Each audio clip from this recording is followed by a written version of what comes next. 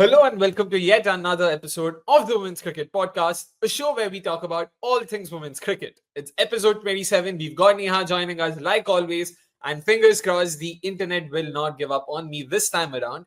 Neha, how is it going? India completing a historic tour, winning both the ODI series and the T20I series 3-2-2-1 respectively.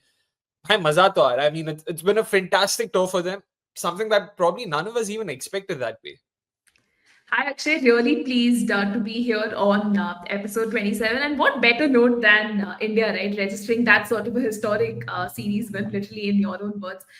Witnessing it for like right from the start, right? India did not have the best possible starts, losing those games to the developmental ECB developmental side, and a lot of us, including me, were very concerned as to how the rest of the tour would pan out. A lot of questions, a lot of media scrutiny, and that would come in. But the way the team kind of bounced back, especially India, to win that T20I series and then to go on and repeat the heroics of 2022 again in 2025, winning the ODI series was definitely an icing on the cake. There's just so many talking points and just this wave of optimism and positivity that India has nailed down a lot of concerns. There are still some areas that probably need addressing, need those deficiencies to be ironed out. But at least for now, we can probably take some solace in the fact that India is looking, like they're heading in the right direction. This is a home World Cup that's coming up, and wins like this kind of remind you why the team, has been getting their basics and processes right. So just excited to see how our conversation goes and how we, kind of dissect and put these wins in perspective. I mean, you rightly spoke about the fact that this is, of course, a home World Cup year, and that's as important or crucial as it gets. And then next year, you've also got the T20 World Cup happening in the very same country. So much needed game time, much needed solid game time, wherein they also ended up winning the series, like we mentioned earlier. But you spoke about processes, systems, and all of it, Neha. For the longest time, up until I would say the beginning of the series, it was the lack of it that had been a big concern for us, where we really felt ki, what are they looking at? What's the kind of 11 they're going for? What are the options they have at their disposal? There seemed to be no consistency. There seemed to be no coherence in their thinking. It seemed like, the selections were all over the place, which is why we were very worried. This could be a double-edged sword, wherein they either get it bang on and everything works to perfection, which has sort of been the case. I wouldn't say everything's worked for them. But on the other side of it, we also felt that, this could also go very pear-shaped very quickly. How do you look at that in hindsight now that you've seen all the, selections sort of pay rich dividends? Happy with this going ahead into the World Cup next month? Absolutely, Akshay. I think when we were, kind of previewing the ODI series at large too, the playing 11 almost picked itself, right? We didn't have to really put our head and think, oh, this could be tried, that could be tried. I think the onus does go to, the think tank as well, who have kind of, again, stuck to the process and not done too much experimenting. I think one of the talking points that we will, probably dive deeper into later would be, going with that spin heavy sort of a strategy, the kind of batting that we went for. But again, these are good signs that the team has kind of gelled well together. It has given you the kind of results that you would normally expect. And it was very clinical wins too, right? There was no point where you felt, hey, India lacked something. Maybe the second ODI was a little bit concerning, but you'd still, treat that as an aberration because the rest of the matches, sort of gave you answers as to that India is headed in that sort of direction. Hopefully, the think tank and the management panel continues to trust this set of players. We don't see a lot of chopping and changing going ahead. I think it's been that sort of a bone of contention for us fans and probably just viewers too, right? There's so many changes happening. A few selections, maybe, yeah, we could discuss deeper into that. But considering India's on the right side of the result, probably, a lot of fans will, like, Sat Khoon Maaf sort of a situation. But yeah, either case, we'll just be happy with, the kind of results we've seen. But, still probably address what are some of the things that have to be spoken about. Yeah, and you brought up the second ODI, which was the only loss they had in the ODI series. And it's games like those that make me wonder if the batting lineup is as formidable as it should be. And, again, that was a rain curtail game. It was for a 29 over encounter and happened at the Lords, the iconic venue that it is, of course, could have potentially been a factor in and of itself, playing at such a legendary venue and all of that stuff. But talking about that top three, Neha, we've sort of spoken for donkey's years now. Smriti, Pratika, Harleen, that's a very one-dimensional top three in that none of them are known especially for their ability to attack from the get-go. If anything, we saw Smriti, despite being the experienced pro that she is, taking the onus on herself. Usually it's been the younger partner, and that's usually been Shefali Verma in the past, taking the onus and trying to do something in the power play. Wasn't necessarily the case given how Pratika starts herself. And which is why we were looking forward to seeing a lot more of Pratika. And there was also that, sort of, how do you put a sword hanging over her head? The fact that Ireland, West Indies, I'm sure you've scored tons of runs against them, but can you do it come the bigger teams? Where are you at, Neha? Let's start off with Pratika Rawal. At the end of the series, are you still just as confident of her playing the ODI World Cup opener against Sri Lanka as you were before the series began? Or now you are having second thoughts about it?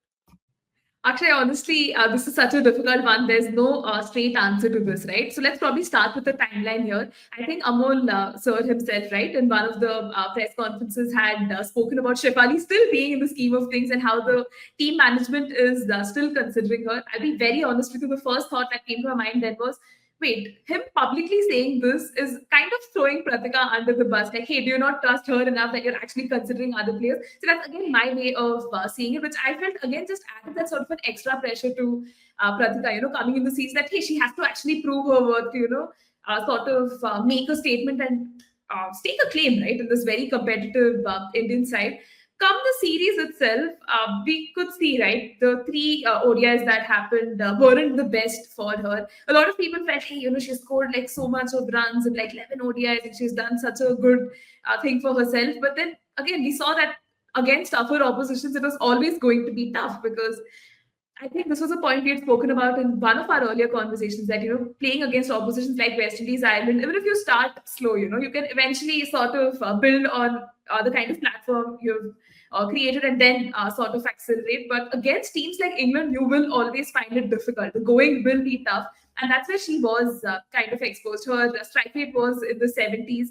And most parts you could see how Smriti was trying to, compensate at the other end by trying to get those boundaries, which is a pattern that we also kind of highlighted during her, thing with Shefali as well. That that there is the tendency for Smriti to start accelerating because things are getting slow at the other end. So again, to answer your question, actually, it's really difficult. Maybe I'm not feeling as confident now. And the fact that the head coach has made a statement like this, prior to the series, that Shefali is still in the scheme of things. I don't know. Maybe in the Australia series, India would possibly be tempted to, get Shefali back in the mix and make it a Harleen versus Pratika sort of a situation at that number three position. I mean, you never know where the team is heading because you want to feel your best combination for the home World Cup. Again, am I in favor of so much chop and change? Probably not. But the England series, again, kind of gave us that insight and sneak peek, right, into maybe there are some areas that need to be fine-tuned. Like both Pratika and Harleen have that concern with the strike rate, which was again overtly highlighted in this series. So again, no straight answer. Probably, yeah, we'll have to see how the squad for Australia is selected and make our deductions based on that. Those are all very valid points. And I agree with you. And if you look at his strike rates, with 3 of 10, 26 of 33, 36 of 51, not having a strike rate in excess of 80 in any of the three innings. I know 3 is probably a fairly smallish sample size, but at the end of the day, you will only be measured by your performances. That's the cutthroat nature of sport in general. And given that, and this is something we'd spoken about even earlier as well, it's not like this is a problem that's surfaced out of nowhere. This was our concern because against the likes of West Indies and Ireland as well, we'd seen her start slow, take her time, build her innings, and then eventually post the 30, 35th overs when she would actually start accelerating. And we highlighted the fact that that probably is a bit too late because not often, I mean, how often do we actually see openers batting till the 30th or the 35th over? And especially in modern day cricket, I remember coming across this stat. I'm just going to assume it's hypocost at this point in time, but it spoke about the run rates and it spoke about run rates and how it's progressed over the years.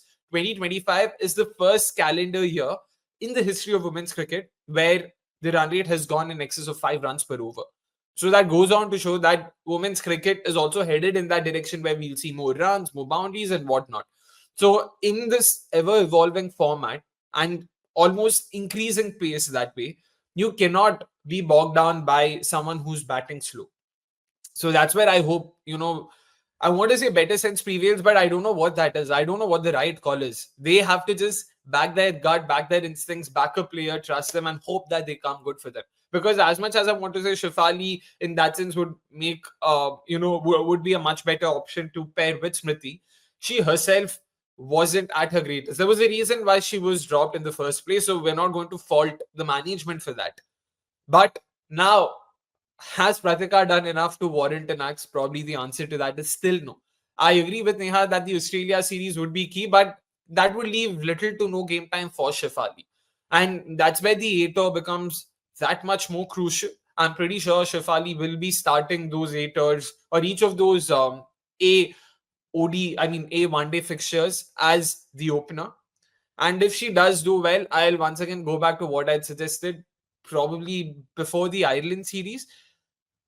Rest Smriti match मत दो शिफाली और प्रतिका दोनों से open करा और देखो like don't get me wrong, I'm not saying it has to be a face off. It's not a face off, but Smriti, but the thing is now it's too radical a call because Australia is a big opponent. You would want to get quality match practice before the World Cup, so you want Smriti also to be in the group. So it's going to be very tricky. I'm just just 8 or see how it goes. If Shefali has a reasonable time over there, then probably try and blood her into the setup over here. But yeah, man, it's going to be very tricky for sure. That's where no, another option that I really think now they should seriously contemplate is having someone like an Amanjot Kaur at number 3. Because एक तो bowling offer करती है, another problem that we will be discussing in due course. And folks, don't worry, we'll talk about England as well. We started off with Team India, we'll finish that and we'll get to England in due course. You don't have to worry about that. But yeah, coming back, Amanjot Kaur at number 3, I think offers a lot of flexibility to the side because now another big problem or big concern for me is the fact that hardly anyone from the top 6, top 7 bowls. Pratika Rawal was our 6th bowling option, and I don't think this can fly against some of your better some of your better opponents. So they need to be smarter. Neha, what do you think? You think there's any potential over there? Probably because Amanjot herself can be aggressive, offers a bit of that, pace bowling option and everything. So thoughts? And folks, before Neha gives her opinion, please, please, please make sure you're also giving us your opinions in the comment section. Make sure you're hitting the like button and do share it with your folks. If you've got friends who follow women's cricket just as passionately as you do, please do share it with them. We are trying to build a community over here. Yeah, actually, I think that's something that definitely merits a discussion, right? For the longest time, probably across the men and the women's team, we've seen the sort of unidimensional batters just not being able to chip in with the ball, and that sixth bowling option being a bone of contention, right? I mean, now that you mentioned that Amanjot is someone who can be considered at that number 3 slot, so it just gives you an extra. Sort of a bowling option. I think I kind of agree with you because having someone from that top 6 bowl is, very important. Helps with the team balance as well. And in a home World Cup situation, you just want to have as many bowling options and not just try to force in options of batters who can sort of bowl a little. I mean, if India is trying to go in that direction, say you want to go a little in that direction, you would probably want to bring in someone like Amanjot. But with Deepti Sharma, right, especially the kind of maturity she displayed in that first ODI, right, where she played exceedingly well. I think she is also someone, if India really wants to go that way, can be considered at that number 3 position in ODIs alone. If India is looking at that sort of an option, I know again the striking concerns. Who had brought this up a fairly long time ago? Just wondering. Yeah. Interesting plug in there, Akshay, for your own thoughts from our earlier discussion. But if India is really looking to experiment with the number 3, probably, Amanjot or Deepti have kind of made a case for themselves to, bat up higher. So it just enables you to bring in an extra bowling option. I hope that is considered going ahead. So I don't see any problem with that. But again, Akshay, because this is a World Cup year, there's very few ODIs left. Would you want to experiment with something like that right now, or just wait for the World Cup, see how the results pan out, and then take a decision in that regard? That's the bigger question, I feel. See, I get it. I get it that if they make changes, they'll be blasted. If they don't, they'll be blasted. So it's sort of it's not going to be easy that way. I understand that, and I will. I mean, there's a fair argument to be made that they should be consistent with their selections and just continue with the incumbent, irrespective of how it is. So I'm fine with both. This is just us thinking out loud. Personally, I'm a big fan. Like this is my personal preference. I've always spoken about how I like to have more batting and bowling options in my side. I like to have more all rounders because they add a lot of flexibility, a lot of it helps you round your 11 much better. Unlike tests where you saw the Virat Kohli, Ravi Shastri era go ahead with six batters, five bowlers, ODIs work a bit more differently. You need a bit more flexibility, and the format lends itself into that. You remember when my mind goes back to the 2000s. The era of part timers is all but gone now. Part timers, a part timer as a breed has become obsolete almost. That's where it becomes even more important that you have all rounders. Deepti Sharma at number three, as interesting a shout as it is, I don't think it solves the problem that we're trying to solve. We want someone who can be attacking, who can be aggressive from the get go. And I think Deepti Sharma being promoted to the top might once again just compound those problems. I don't think it will solve them. What it will solve is, of course, helping us add more bowling options in the 11. So fair enough on that front. But if someone like an Amanjot Kaur gets promoted, I think they can potentially solve both those problems with just one solution. You get an aggressive batter up top. You also have a bowling option now in your top six. So maybe they can try and explore something like that. Because now swiftly moving to the bowling on the bowling front as well. The reason why we spoke about Amanjot or Deepti being promoted up top was the fact that we had hardly any bowling options. That Pratika Rawal was our sixth bowling option. Sure, we weren't tested on that front in the ODI series, but that's a huge risk to take during a World Cup, Neha. Oh yeah, absolutely. And probably here, it's important to understand where the team management was coming from, right? I think in this England series, it was more about just trying to figure out that sort of a combination for the World Cup. But again, the conditions are different, so they felt like, hey, if we probably go in with like a slightly batting heavy thing, and our bowling side of things, we go, spin dominant, maybe that's going to yield us the result. I mean, for India's credit, like the T20 series did pan out that way, right? England was really struggling against spin. In fact, spinners accounted for almost 25 of those England wickets, and you could see that struggle was very apparent. But again, come to the ODI series as well. Probably India was very confident that hey, this is the kind of strategy we want. Our playing level almost fixed itself. Just a few, things that we needed to figure out. Just a few other areas that needed attention. I mean, again, all in all, because again, the result was in their favor. They probably, still kind of back this sort of a squad of 15. And again, we might see similar selections in the Australia series. Provided, if Renuka and Titash come back, what does it mean for the pace attack? Kranti has done such a good job, right? I think we will again talk about her. The spin attack to Sneh Rana struggled a little. We saw Radha Aditya contribute in the field as well. Again, did like fairly well herself. So again, for me, the bowling attack is going to be very interesting. How does that shape up, and who will India back? Because even Arundhati Reddy, right, just got that one game, I think, in Lords, right, especially in the ODI series. And again, that wasn't enough to sort of make an assessment, so to say. So just probably a little bit on India's bowling itself. Yeah. I agree with you. Like, when you look at the kind of bowlers used and the options they use, Arundhati Reddy just got the one game, so did Amanjot Kaur. In fact, in the third ODI, we saw India field four spinners and just the one pacer in Kranti. Speaking about that, Neha, we had sort of briefly mentioned this as a potential tactic they could use ahead of the T20I series itself. Spinners are their strength. They don't have too many quality pace options. So might as well lean into that, back your side and back your strengths and see how it goes. Now you see that the World Cup's coming very, very, very quickly. Do you think this is a strategy that they can go ahead with even in the World Cup? Sure, the conditions are going to be a lot more spin friendly that way, being played in the Indian subcontinent and whatnot. But three or four spinners potentially and just the one or two pacers, where do you stand on that? Because once again, make no mistake, it's one thing to play against, I would say, a fairly depleted and also out of form English side. And it's a totally different thing to be playing a World Cup where everyone will bring their A game irrespective. Actually, again, this is a really tricky one, right? Because as much as India kind of flexes their muscle with the kind of spin bowling options they have, you still have pacers who will deliver, right? Again, it will be that sort of a litmus test in case Renuka Singh Thakur is fit and sort of makes her comeback for that Australia series. Then what does it mean for the likes of Kashmi Gautam? What does it mean for Kranti Gaur as well? I think in all fairness, India would still want to go in with the 3-2 philosophy, like three spinners and two pacers.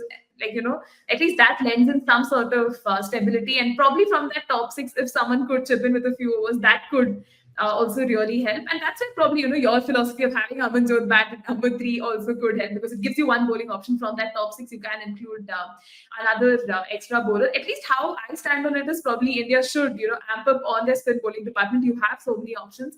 Unfortunate that the likes of Shriyanka Padil continue to remain injured. That I think someone like her would have added so much value on a home World Cup. That's such an important assignment, right? But you still have other spin bowling options that are doing well. So probably yeah, that 3-2 philosophy should work for India. It really depends on how the rest of the playing 11 sort of shapes up. But again, actually, what do you think about it? Not a big fan of fielding just two paces. It's as simple as that. Even if it means it's coming at the cost of me potentially losing out on a spin option, I don't mind that. That's my first thought. And secondly, I do think someone like a Radha Yadav is probably a lot more dispensable in this setup. For the longest time, she was our best fielder, and that played a big role in us also wanting her there. You need good fielders in your side. But we've seen this Indian side improve by leaps and bounds across the tour, when it comes to fielding standards. And given that, I'm just trying to think then maybe could we potentially look at another pace bowling option? Like I'm hoping, I don't know if it's against hope or if it's just me being real enough. Renuka Singh Thakur should be fit and daring to go ahead of the World Cup. So if she is fit, I'm hoping that someone like her comes in, and potentially Radha Yadav will have to go out because we've already got Sri Charni doing her thing and she's been fairly good herself. But on the flip side, it then begs the question, what about, backing your strengths, and what about Radha Yadav's all-round package? She offers value with the bat as well, is a gun fielder, ball ke saath to pata hai, she does offer a bit of value there too. So, which is why it's going to be tricky. But yeah, like I said, I will still say India will need three pace options. You will need someone with the new ball. Kranti Gaur's been phenomenal. We will talk about her as well. But India need more pace bowling options and preferably ones who can take the new ball with Kranti Gaur. And that's where Renuka Singh Thakur, of course, it's a no-brainer. Once she's fit, she will come back into the 11 straight away.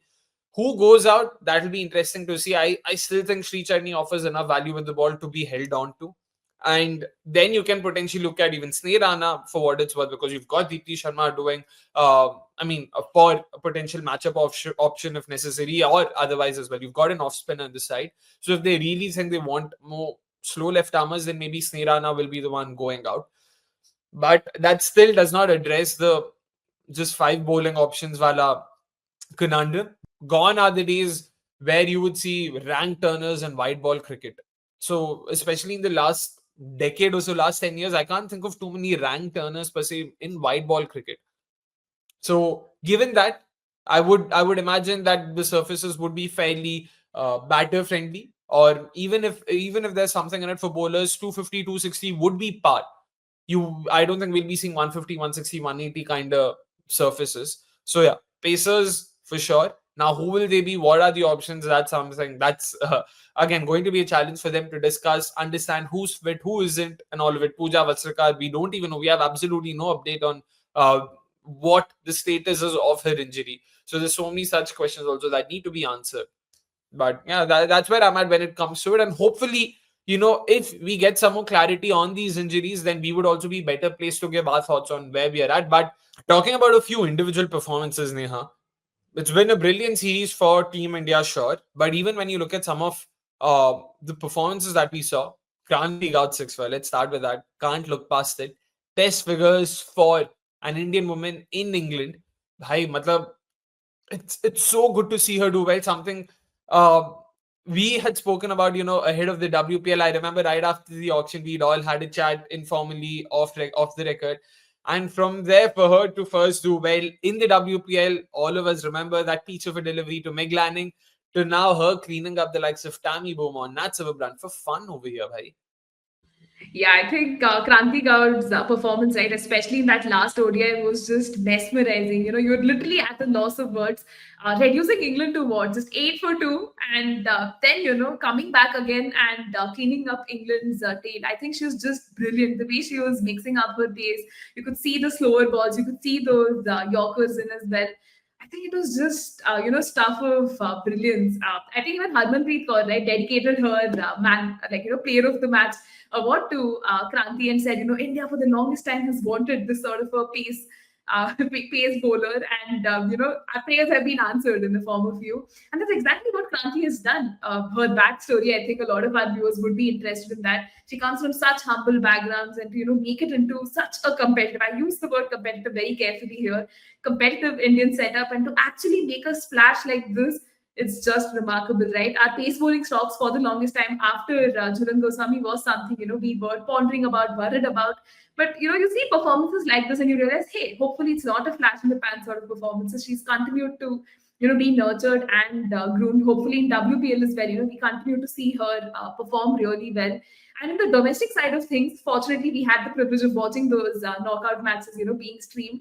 And we saw the way she dismissed Richa Ghosh too in that senior women's one day final. Yeah, have to talk about that dismissal. But you continue seeing performances like that internationally too, and it really just augurs well, right? It doesn't show that India's bowling attack is very dependent on one character. You still have others who are raising their hands, stepping up, and doing their thing. So Kranti Gaur, obviously, would be very pleased with that sort of a performance, and hopefully she can carry it, for the World Cup as well, provided she is selected. But before that, there's obviously the Australia series. Excited to see how she fares in home conditions. But right now, she's really, really made a statement with this sort of a performance. What she's done is also shed a bit of light on, sort of the domestic powerhouse that Madhya Pradesh has slowly become in the last few seasons. We spoke about this ourselves. We've seen good performances, and now you see good performers also being given their due. This being the latest Kranti Gaur, that is. Apart from that, I mean, I'm not even going to talk about Pooja Vasarkar, who probably is one of their shining beacons. But from the season itself, we saw Sanskriti Gupta, there's Akshata Maheshwari who's come in, even with the bat, the likes of Ananya Dubey, Anushka Sharma, Jincy George, the way they've really taken the side to another level. If I'm not wrong, even Saloni Danguri, she's also from Madhya Pradesh, right? The girl who's been picked for WCPL. So it's very heartening to see newer power centers emerge, which also goes to show that women's cricket is clearly penetrating through geography is never thought of before, especially in the Indian circuit. And of course, once again, can't credit enough to a tournament like the WPL. This is exactly what we hoped WPL would be, and it's been that and much more. We wanted names like these to come up. In fact, I'm forgetting who it was. It was probably Kate Cross on her podcast, on No Balls Cricket podcast, who spoke about this, that the fact that all of these domestic players are getting to rub shoulders with the best in the business, it goes a long way. And the kind of learning curve that you experience over there is unlike ever before, and that matters. It was Alex and Kate Cross, yeah, both of them talking about this. And that's why we needed our youngsters to make that leap quickly. And you see that happening with WPL. We've seen so many players who've done well over there being handed caps, and thankfully some of them are also really showing why India cannot be taken lightly. So fingers crossed, man. Fingers crossed. First of many such performances for Kranti Gaur, and fingers crossed, first of many such players who will come through the circuit for us. Last thing on Kranti's bowling itself, we all know her ability to just get the ball in. Yeah, like the the consistency with which that the eeriness was in the similarity of those dismissals, hitting the top of off after bowling in the corridor of uncertainty, just nips back in sharply. Tammy Beaumont, Nat Silverbrand, everyone just caught off guard. In fact, was it the first ODI where she bowled three wides and then came back just to clean bowl Tammy Beaumont? It was Deepti Sharma or Sneh Rana, one of them. We could hear on this stuff, Mike. I mean, I'll translate it as well. In Hindi, basically, they told Kranti, अरे क्या मस्त setup किया यार, तीन wide डाल के फिर bold कर दिया. And it was brilliant. I mean, for those who don't understand Hindi, someone basically said that, oh, that was a great setup. You bowled three wides and then just bowled a pitch. If that's the plan, then keep going for it. But brilliant stuff. Very happy for her. I hope the nerves are now completely calmed down. I hope now she feels that she belongs over here, because she clearly does. And yeah. India's bowling reserves definitely, looking in very good shape, because we haven't even seen or experienced the depth of it yet. There's the likes of Tita Shadu, who yet to be fully fit and come. If once she comes, and you've got Pooja, Renuka, Titash, you've got Amanjot Kaur herself, Kranti Gaur. That's looking pretty good. And then someone like a Joshita Vijay, another name that I'm genuinely looking forward to in general. So definitely lots to look forward to when it comes to the Indian pace battery, and onwards and upwards for them. Next up, when it comes to individual performances, has to be Neha's favorite, the Indian skipper, Miss Harmanpreet Kaur. 0 of 10 to begin with, Neha. From there to score a century of what, 80 odd deliveries. Well done, man. Well done. Again, this is exactly why we have been critical of her, right? Because we know what she can do, and she just goes on to show that. Absolutely, Akshay. I mean, this was again that sort of a statement performance, right? Amidst all the criticism, probably not just from us or from me in particular, but even the media at large saying, hey, she's not scored a half century since October 2024, 13 innings before that, her average was somewhere in the 20s. There were a lot of concerns coming in, but again, just looking at the kind of performances, versus West Indies as well, we saw her get those starts. The strike rate was really good, but probably the juncture at which she was coming in, didn't really have time to build on that sort of a, knock. But I think in the third ODI, we really saw her, sort of step up and do her thing.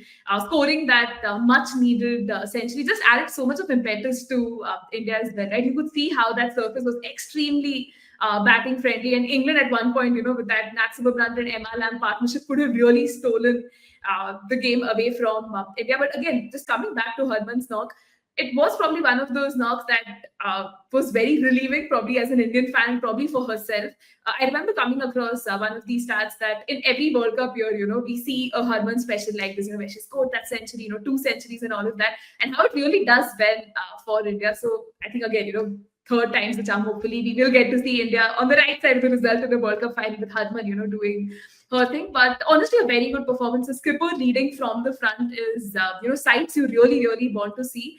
And again, man, just hoping that she can continue this, vein of consistency and form into the Australia series, into the World Cup as well. And even that gesture we were talking about, giving that player of the match award to Kranti and all of that was incredibly sweet. I mean, BCCI is doing some amazing work with their content as well, just giving us so much of behind the scene glimpses too, right, of everything that's happening. So credit where it's due.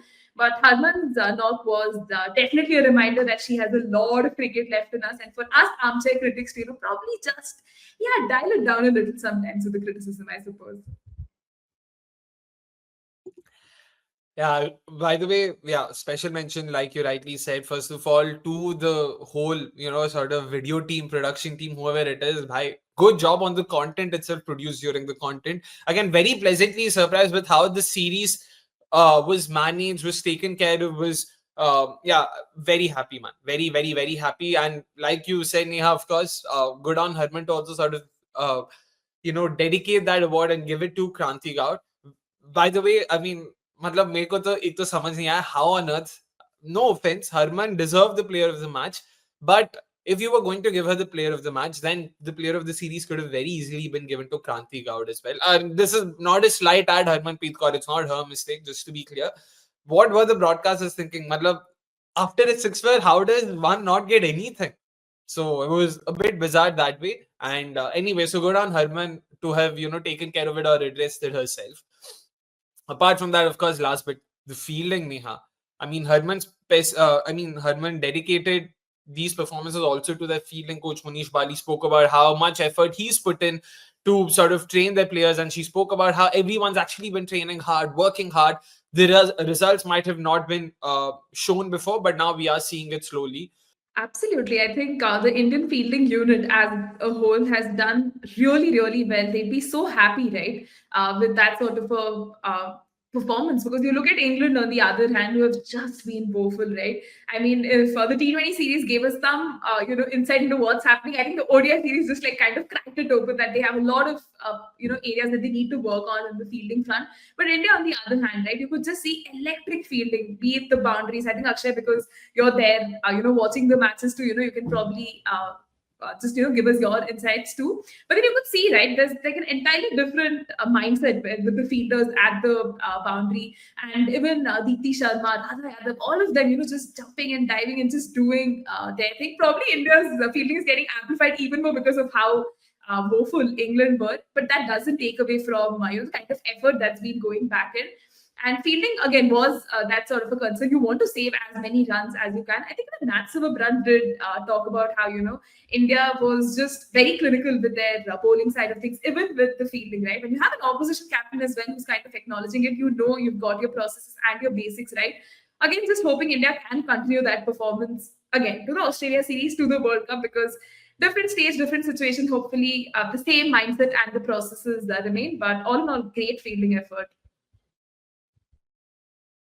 Yeah, you spoke about it as well as anyone could, Nia. Like, agree with you on all those points. And just the way, each of them, especially the ones feeling the hotspots, Jemmy, Radha, Amanjot, even something I'd mentioned earlier, they were so adept at cutting angles, at attacking the ball. And man, some of the rocket arms that we've got in the outfield, it's very heartening to see this change. In fact, one of the sort of letdowns when it came to fielding was Sri Charni herself, who's supposed to be a gun fielder, which just shows that there's so much room for improvement that you can only imagine if this side chooses to play their best game during the World Cup, it'll be a sight to behold for sure. So hopefully, the side just keeps continuing the good work. I mean, what's pleasantly surprising is how the sentiment has changed, because about a month ago, we all were wondering how is this series going to pan out. I hope it's not going to be a 4-1, 5-0 loss and then a proper rubbing in the ODIs as well and all of it. Cut to now, how we're talking about, oh, there's been so much good work done and all. So kudos to the think tank. We give them a lot of luck. It's also important that we give them all the credit that they deserve and much more. Good job. And happy to see that everyone seems to be in the right frame of mind. It seems that everyone is gelling together, and that's also equally important. The backroom staff and everyone going out of their way, apologies, to ensure everyone's there, everyone's happy for each other. It seems like a bunch that is reveling in each other's joys. So fingers crossed. Such sides are usually the ones who end up doing better than others, and that's how you separate the best from the rest. So that's all. On that note, we'll end the Team India chat. There's lots to talk about England as well. Starting off with their batting, Neha. Once again, sure, Heather Knight not being available. Natsua Brandt herself not fit for bowling, but she's still batting just as well as ever she has. You think Heather Knight alone is a big miss for them? Yeah, Akshay, I think in any England setup, you need someone like a Heather Knight who's such an absolute value add. England was really missing her services, but again, it is imperative to see what are the rest of the batters doing, right? I think this was something we had spoken about in our ODI previews, well, probably even in our earlier conversations about is the Tammy Beaumont, Amy Jones opening combination something England is looking at on a long-term basis, because Maya Bougier was considered as their opener, didn't do really well, went back to domestics, did well for Hampshire, not considered. Fortis was still kept in the squad, but then England didn't sort of want to consider that option. Sophia Dunkley as an opener, again in ODIs they haven't kind of looked at as her to be that sort of an option. So the onus fell on Tammy Beaumont and Amy Jones. On more occasions, they were struggling as much as you would have liked them to perform. It invariably ends up putting a lot of pressure on the rest of the batting, right? You had the likes of Emma Lamb. Really loved what I saw of her in the series, especially in the third ODI. The way she just soaked in the pressure, the partnership with Nat Silverbrand, fantastic. Probably England's batting is also very, very overtly dependent on Nat Silverbrand to do her thing, right? Because the moment you have a collapse there, again, the entire pressure falls on her. Especially in the third ODI too, probably this is a point you might also have something to add on, was the scoring rate, right, in the power play. When they lost those early wickets, my God, it was getting really difficult to see how England was just not able to get those runs, right? Although later you could see how, the duo of Nat Silverbrand and Emma Lamb kind of just scored a lot of those runs, accelerated at the right time, and almost got England really close, but it still wasn't enough, right? And even England's rest of the batting just looks very listless now. I mean, yeah, Heather Knight definitely is, she can be a solution to a lot of your problems, but you need the others also to stand up and deliver. Alice Davidson Richards is someone I was talking about in our preview. Was very excited to see her sort of perform and do a thing. Domestically, always, ends up chipping in with those crucial cameos, gets you those wickets and all of that. But England's batting too, right? It just looks very half-baked. For the lack of a better word, I'm just going to use that. It looks like the batting just ends pretty much at Alice Davidson Richards. Then it just breaks into like Charlie Dean, Sophie Ecclestone, who can give you those fiery knocks, but you can't expect them to always do that, right? Considering your bowling has like conceded 300 plus runs. So a lot of concerns for England in that regard, and I really think they will have to rethink their opening duo. You mentioned ADR there, Neha. Though what I wanted to understand, why didn't she bowl? Was it ever mentioned? I don't remember it being spoken about much. She played both the games. She played 2 games, batted pretty well. Because from what I understand, having seen very little of her in international cricket, I assume that she's more of a bowling all-rounder, but she hardly got the ball ever. She bowled 0 overs. So any update on that? None, Akshay, nothing. Actually, domestically also she does bowl, gotten those few wickets here and there. It could have probably used her as that sixth bowling option, because you could really see, right, at large, the bowling unit was kind of struggling, except Sophie Ecclestone. The rest of them looked quite toothless, going at more than six economy and all of that. So probably bringing in, that sort of a bowling option could have been a wise choice. But again, very puzzled as to why they didn't explore that. Yeah, because more often than not, they went ahead with just the 5 bowlers and went to Emma Lamb in one of the ODIs. I want to say the first when they wanted a 6 bowling option. So don't know how much of it was down to just matchups and them wanting a spin over, a pacer bowling and all of it. But ADR definitely had a good series. Happy for her that way. But the opening partnership, once again, Tammy Beaumont, Amy Jones, both of them haven't really clicked as well as they would have liked them to, when it comes to the ODI side of things, because they are eagerly hoping that these two do well, barring the second ODI where they were chasing a fairly under par total in that rain curtailed game. The openers never really got going, and that you're banking a lot on them, especially in Heather Knight's absence. Emma Lamb herself is not exactly the most experienced, so you would want all of these players to chip in. Wasn't necessarily the case, because when I look at it, third ODI, like you said, they were 18 for 2 at the end of 10 overs. Natsava Brunt at a point in time was like 3 of 27, 28 balls before she scored her first boundary. And I really remember watching that passage of play and wonder what's happening. The conditions don't seem to be so difficult that you can't even get your singles or the odd doubles and all of it. But yeah, some credit to India and their bowlers for being very defensive and being very attacking at the same time. But that's why England's batters, they will have to get better at, assessing the conditions, understanding their options. And Tammy Beaumont, Amy Jones, they are some of the more experienced batters in that lineup. If these two don't perform, the pressure's always going to be solely on Natsava Brunt. Although she does perform always, almost, you can't have that, that it's not a sustainable approach. You can't have this Natsava Brunt being expected to do well and the others just sort of barely pulling their weight. Now, when I look at the bowling side of things, once again, same issue that plagued India. Hardly any bowling options in the top order. Unfortunately, also sort of, compounded by the fact that Natsava Brunt herself wasn't fit enough to bowl, which meant that they bowled just the 5 bowlers in 2 of the 3 ODIs. And in the first one, they bowled Emma Lamb just like a couple of overs, if I'm not wrong, which once again makes you wonder, not a sustainable approach. You can't just go into an ODI with just 5 bowling options. And like you said, Neha, Sophie Ecclestone was the only saving grace over there. This bowling, what can they do to resuscitate right now?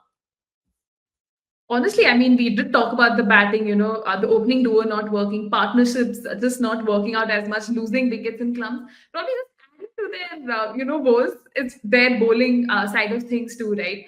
This five bowlers strategy is clearly not working out best for them. I mean, in home conditions, if you're struggling, you can just imagine in subcontinent conditions, what is their state going to be.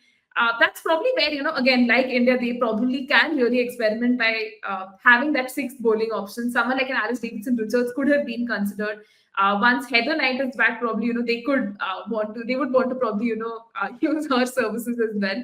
Alice Capsey too, right? Could be another option because Alice Capsey, every single time she doesn't do well, for England, goes back domestically and does well, Akshay. So probably, they can try to flex that muscle as well at some point, if you want to We bring put in out a Alice reel like Capsey. a couple of weeks ago. Okay, please get some time off, and now we are already bringing her back in as well.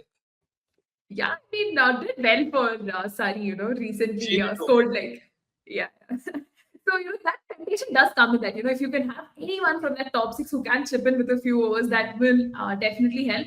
England does need that sort of an overhaul in like certain departments. I think Charlotte Edwards, we will talk about what she also spoke in the press, about her feeling that certain aspects are like it's a team that's, work in progress sort of thing. So they're still, kind of figuring out their options, and fielding is going to be a large component for the selections and all of that. But right now, this bowling attack is not giving a lot of confidence. I'm not sure who could be those, instant players, who will bring you answers. Like, will an MRF solve your problems? Will a Lindsay Smith, solve your problems? Having someone like a Freya Kemp too, right? We rate her really highly, has been doing well domestically, bats high up the order as well. Would having someone like that help? Again, we really have to see how things eventually pan out. Even just looking at England's domestic side of things, right? You have the likes of Caris Family, who's been doing really well, Tavina Perrin, and all of them. But again, this is like a World Cup year, right? And next year too, you have a World Cup. So do you stick with this bunch? Continue to give them opportunities, or do you blood in those youngsters? It's honestly such a difficult call. Hopefully, England can figure it out and make the most of the resources they have. There's no shortage of that, right? There's definitely no shortage of resources. They don't have to worry about that. In fact, I was just trying to think, in terms of the bowlers they used as well. If I'm not wrong, they used three spinners in the last ODIs. They also went with the India combination, three spinners, two pacers.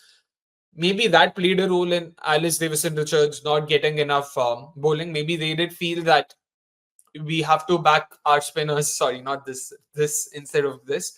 But once again, when you look at it that way and you think you need more spinners, Charlie Dean at 7, I don't know what to make of it. Some of the ex-cricketers did feel that Charlie Dean at 7 is not too bad. She is actually a pretty decent batter herself and all of it. But personally, I still believe that they need more batting options. And by that, I mean outright batters, not bowlers who can bat. So that's where they have to be a bit more open to the idea of bringing in someone else to into the setup. Paige Schofield is someone I would like to see a lot more of, but unfortunately, yeah, in the T20Is as well, wasn't a big fan of the way she was used. It almost seemed that she was being used as a last resort. She wasn't being given the chance or a fair shot at doing well. Now ODIs mein to she didn't even get a chance. They've got already a Maya Boucher up top. They've got Emma Lamb. They've got Amy Jones and Tammy Beaumont opening up, obviously, and then Nat Silverbrand, Sophia Dunkley. So it's a fairly packed lineup that way. And Danny Wyatt Hodge could potentially also come in if and when she makes herself available. And in that case, then what will happen? So it's not going to be easy for someone like her to come into the side, her being Paige. And now Freya Kemp, matlab, I don't know. Like, from what I understand, it's also apparently that she's slowly being blooded into the setup. Like, she's coming back off an injury and all of it. So they don't want to rush her in. So I'm hoping it's just that and nothing else. I hope it's not the case of someone not rating her highly enough, because that would be a travesty. But yeah, man, it's going to be it's I don't think it's too many selection related woes that worry me about them. It's more systemic. Something Charlotte Edwards spoke about herself. It's not like they need to chop and change a lot, or they need to bring in new players. It's how do they get the best or most value from the current lot? How do they maximize their potential? And that's where we heard Lottie say that a lot of efforts are being put in that direction. In fact, they are training very hard in all of it. But Nia, first of all, you can shed light on what did Lottie say, and yeah, thoughts on that. Yeah, I think Charlotte Edwards, right? The kind of interview she had with Nick Knight after that third ODI kind of gave us, sneak peek or a glimpse into her thought process. I thought again, she'd be rather very defensive or try to, go in that length, but did acknowledge some of the problems that do exist. But I think one of the the biggest takeaways from what she said was she's happy with where the squad is at the moment. She feels they're heading in the right direction. I think the word she used were attitude and professionalism. And she said, that is also something she is seeing from this unit. Right now, when you look at the England squad, they're just getting a lot of, like media scrutiny as well. I think this is something we will talk about. Like even Catherine Silverbrunt, right, herself spoke about how some of the attitude of players is just looking very off. It looks very lazy.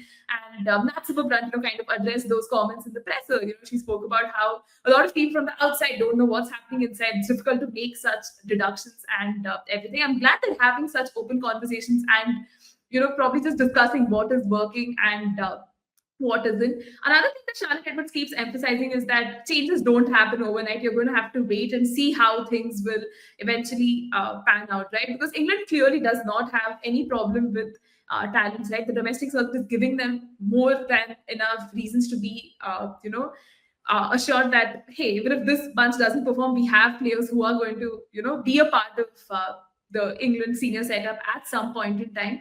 So at least, yeah, I did feel like it did feel like Charlotte Edwards had some answers to their concerns. But again, I think time is the healer. We really have to see how it plays out too, right? They have a bunch of preparatory camps in Abu Dhabi, something we were talking off record, and a possible series against New Zealand too, right? So probably that will give England some more preparation time, see if they can blood in a few players or just, trust this bunch at least for this World Cup. And if you want to bring in those radical changes, probably do it for your T20 World Cup next year. But this series was that litmus test for Charlotte Edwards and Nat Silverbrunt. That honeymoon period, so to say, is over. Right, the West Indies series worked out so beautifully for them. We've seen this duo at the helm for what, almost 14 games now, and probably the India series was always going to be that sort of a learning curve, so to say. So actually, when I mean the honeymoon period, and the 14 games, it was of the West Indies series and the India one too, right? So yeah, I mean, let's see. I hope the think tank continues to back them. The media scrutiny can get to the players. Sophie Eccleston also spoke about it, right? Coming back from injury at one point, wanting to quit cricket. The ashes, the hate, and everything that was happening. The Alex Hartley controversy. Just so much happening off field that's kind of spilling on field. And yeah, I mean, it's just a very difficult time probably to be an England fan and an England player. But this is that weird transition time there, and probably as fans and spectators, gotta be patient. Having seen those performances and all, yeah, do you still have them in your top four for the World Cup? Do you think England will be making it to the semis? I mean, England is one team you really don't want to write off. But right now, in the context of this performance and just looking at England's performances in the subcontinent and in India particularly, you wouldn't really give them that much of a chance. So at least right now, it does look a little difficult for England to make it. But again, actually, this is factoring in other teams too, right? I mean, a lot of teams haven't just played cricket for such a long period of time. And I mean, we were talking about New Zealand the other day, who haven't played an ODI since forever now. South Africa too will be just playing in that one series. So it depends on how the other teams are performing as well, how fine tuned they are. Are they match ready and all of that? I mean, I'm not telling England will be some sort of lucky winners and just make it to the semi-finals on other teams' losses, but then it also depends largely on how the other teams are shaping up. Right now, it's a little difficult to say, but England will be looking to kind of better their subcontinent record, play better in India, and probably those preparatory camps in Abu Dhabi should help them. Yeah. Talking about individual performances, Neha, I mean, for India, I guess it was fairly easy to pick, who our top performers were. Not so much probably is the case with England, or is it? I don't know. Let's start with you. Who are your top performers for England? Probably one has to be Nat Silverbrunt. Again, we knew right? We know for a fact that she was coming in with that groin injury, couldn't really do her bowling side of things. But especially as a batter, right? No complaints whatsoever. I mean, bringing in that score of 98, especially in that final ODI, just gave us a glimpses that hey, she's here to stay. And even in the other games, like she had starts but couldn't quite capitalize. So she definitely has to be one positive. And even Sophia Dunkley, they just use her like a floater all the time. And this time in the ODIs we saw come in batting a little later, and scoring that 83, that knock of 83 was quite the highlight.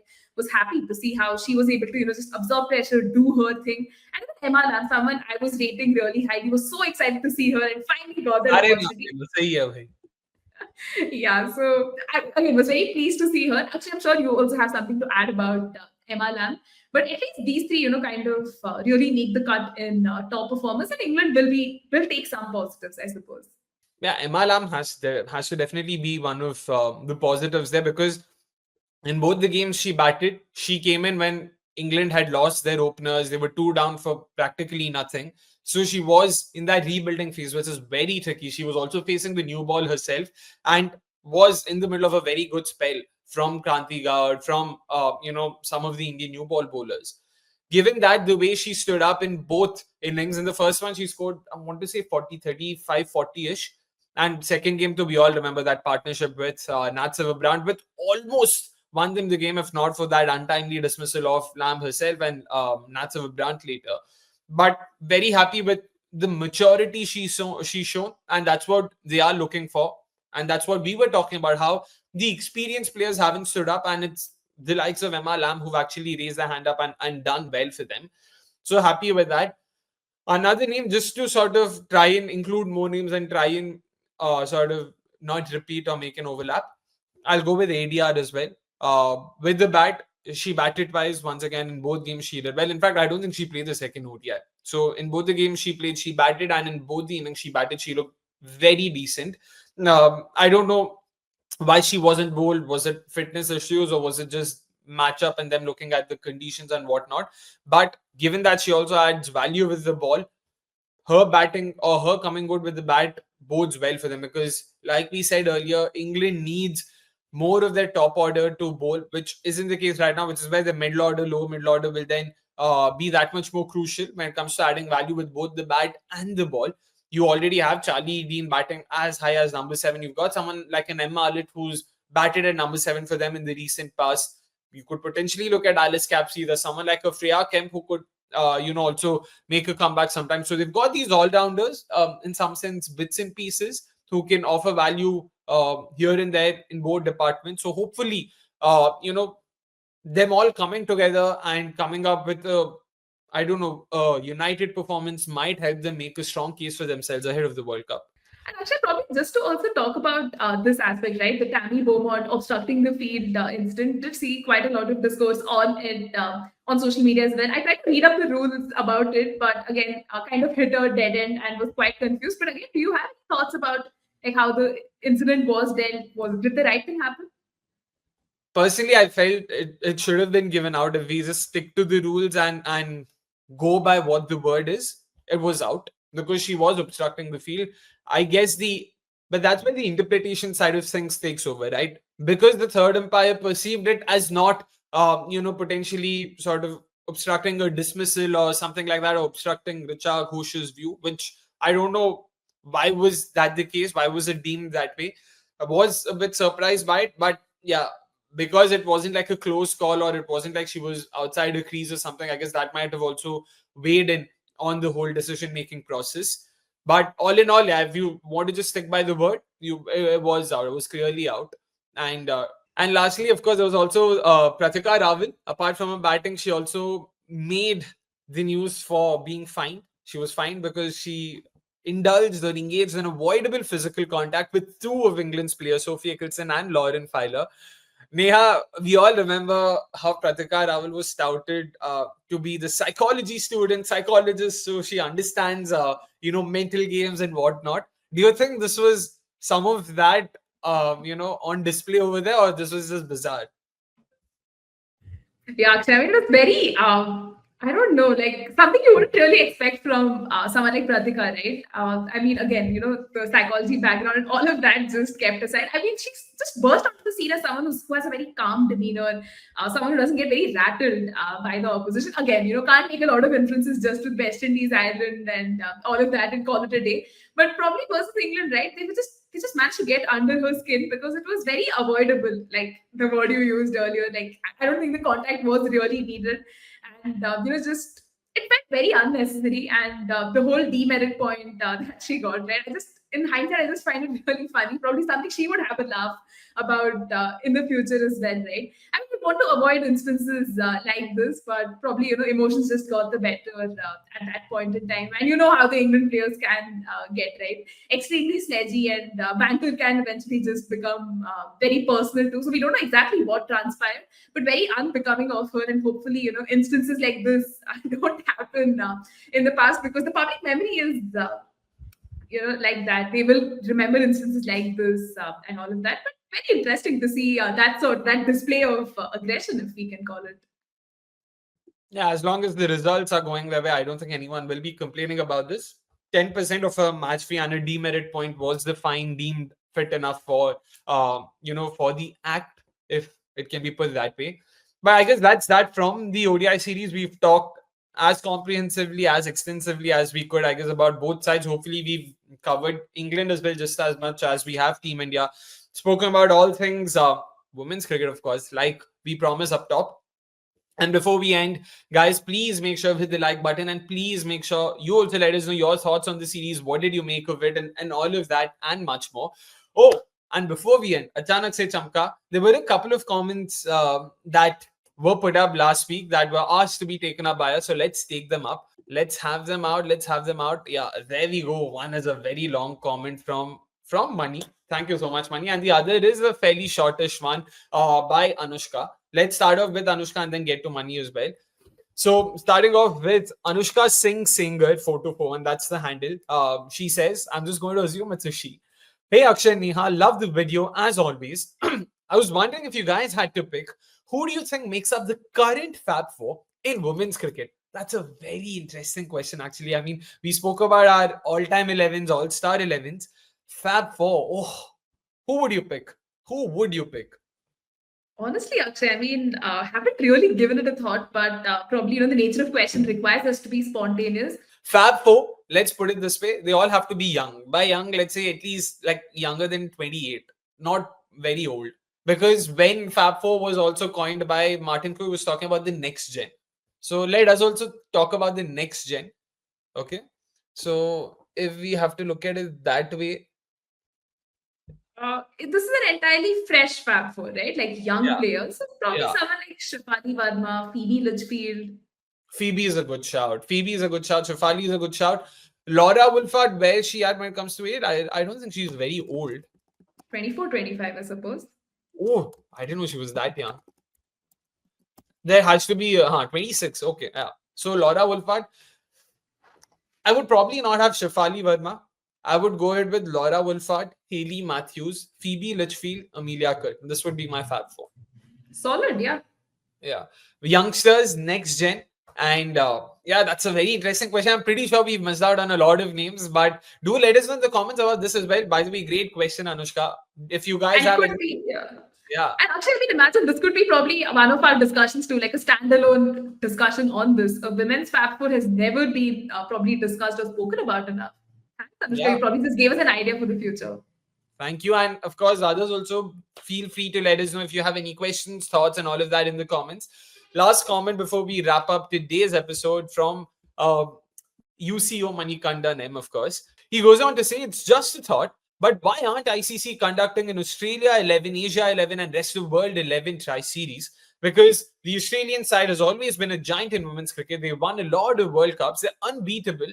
So a tournament like this would make more viewers excited to see women's cricket. Matches like these could be played in Australia so that more viewers come to watch it. Venues like North Sydney Oval, Zawaka, Hobart Stadium, Melbourne, etc. would be perfect grounds to host packed crowds to watch women's cricket.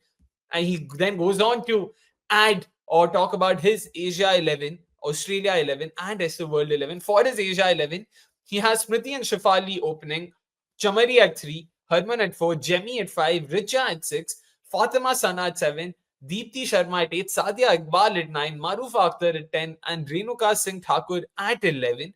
Interesting there. Australia 11, he's got Healy, Mooney, Perry, Talia, Phoebe Gardner at 6, Grace Harris at 7, Annabelle Sutherland, Georgia Warrior, 10, Molyneux, 11, Megan Shute, which is pretty much the makeup of their full strength 11. Maybe Alana King also comes in somewhere there.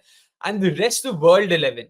That's got Laura Wolfart, Hayley Matthews, Nat Brandt at 3. You've got Yanda Doughton at 4, Sophie Devine at 5, Marizan Karp at 6, 7, 8, 9, 10, 11. It's Amelia Kurt, Amy Jones, Sophie Eccleston, Nadine de Klerk, and Lauren Filer. Wow, that's some 11 there, the rest of the world 11. If you've got Nadine de Klerk at 10, oh wow, man, that's something. But Neha, firstly, before we get to the 11s itself, thoughts on an idea like this? Not too bad now. A tri series between Asia 11, rest of the world 11, and Australia 11.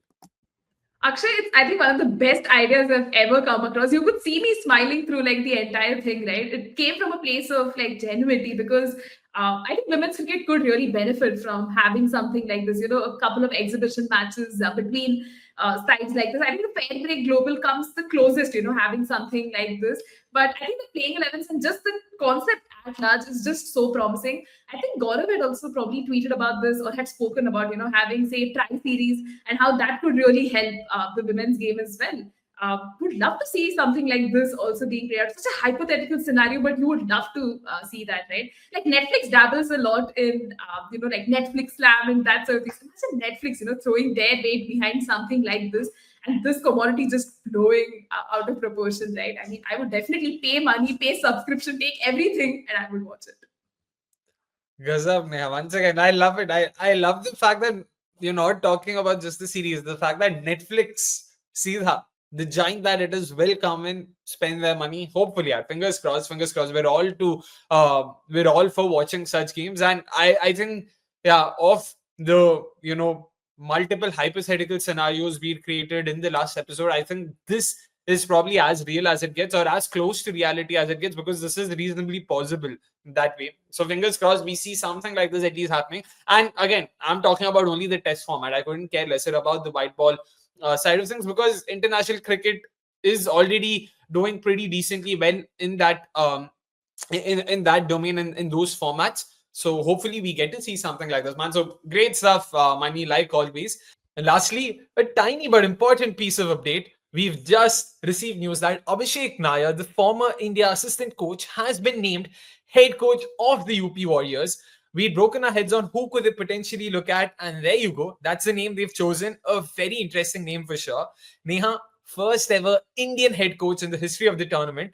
That definitely is a very nice thing to see, because it is important that along with the players and everything, the support staff, the setup also get enough experience so that it helps, our domestic group going forward. But what do you make of the signing? Absolutely pleased with this signing, Akshay. I think Abhishek Nair in the world of men's cricket has done tremendous things, right? Time and again, you've heard tales of KL Rahul, Rohit Sharma, Dinesh Karthik, you know, speaking so highly of him, the kind of impact he's had on their careers to just take them to the next level, right? Has been phenomenal. I'm just so overjoyed to see him, you know, be involved in a women's cricket setup in this nature. His coaching philosophy is something that has been spoken about so widely, quite recently being involved with KKR, you know, for their IPL 2024 victory with the Indian team as well. As much as the tenure was cut short, doesn't take away from, you know, all the good things that he has done. So I think this was a signing that I think none of us did see coming, but has just given us a lot of reasons to be happy. The cricketers, you know, from UP will definitely benefit from it. And even the announcement, right? If you just had a look at that, done, you know, in collaboration with Zakir Khan, was just such an innovative marketing campaign in itself, right? I think these are just very good signs for UP Warriors. They couldn't have asked for a better coach. That be in all fairness, the ownership group, the Capri Global, they've been fairly into the team in terms of promoting it and coming up with quirky ways of doing social media content and whatnot. So happy to see them keep up the good work. And Abhishek Nair definitely is a great name. Like Neha mentioned, he's renowned in the domestic circles for having resurrected careers, helped a lot of cricketers, domestic and international, to make their way through cricket. And also, apparently, he was a part of the UP Warriors setup in a very small, albeit freelance role. So, apparently, at the end of the first season in August 2023, he'd also overseen a 1 week camp that was conducted for the UP Warriors domestic players. So that's where the connection probably initially began. And now, with him being available, UP Warriors have pounced on the opportunity to have him as head coach. So we are definitely happier. I'm hoping that the UP Warriors fans are happier. And I also hope this only means good things for the side as well, because they've got a side of great talents. Unfortunately, haven't, play to their potential, achieved what they could or should achieve. So hopefully we'll get to see that in the upcoming season. So all excited for that. But Neha, first ever Indian head coach in the WPL. what do you think does that mean for the players and the tournament itself? I think it's massive, Akshay. You obviously love initiatives like this. At the end of the day, it's the Women's Premier League, league that's very rooted in India and its cultural sensibilities and the ecosystem at large.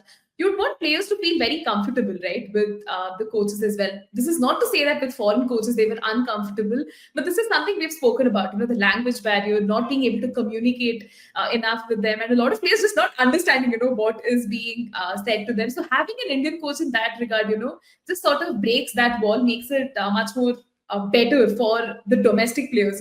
These are your biggest stakeholders. You want them to benefit from a league of this nature. So I think for the Indian domestic players, it's definitely a big plus. And Abhishek Nayar himself, right, is a coach who comes in with that sort of a CV. So even the international players who will get a chance to rub shoulders with him will just understand more about his philosophy. And I hope the WPL, other teams as well, just take a leaf from UP Warriors and have like a lot of Indian coaches as well. It just augurs really well, not just having the support staff, but actually, it encourages a lot of other franchises in the future to also kind of, hire a Indian head coach. So great signs, I'd say. 100%. And also, certain things, certain intangibles that cannot really be quantified, they come to the fore when you have domestic coaches who understand the language, coaches who understand where these players are coming from and how to go about their business talking to them.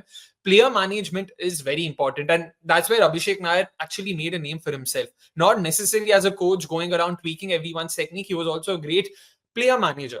And you need people like that, taking care of some of these young domestic talents coming up in the world of women's cricket too. So that's where I'm really hoping that he can, sort of pave the way for some of these youngsters. We've already seen UP Warriors unearth a Kranti out. Hopefully, there are many such other players who are waiting in the wings.